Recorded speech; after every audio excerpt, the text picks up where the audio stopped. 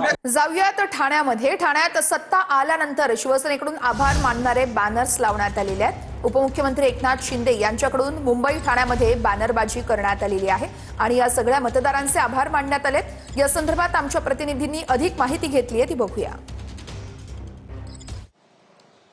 ठाणे महानगरपालिका निवडणुकीमध्ये पुन्हा एकदा शिवसेना आणि भाजपने बाजी मारलेली आहे। आपण सध्या वृंदावन परिसरात आहोत आणि याच ठिकाणी महायुतीचे शिवसेना आणि भाजपचे या ठिकाणी दोन्ही एकत्र असल्याचे बॅनर आपल्याला पाहायला मिळत आहेत। पाहिलं तर राज्याचे उपमुख्यमंत्री एकनाथ शिंदे यांनी महायुतीवर पुन्हा विश्वास दाखवल्याबद्दल सर्व ठाणेकरांचे आभार मानत या ठिकाणी पूर्णतः ठाणे शहरामध्ये बॅनरबाजी करण्यात आलेली आहे।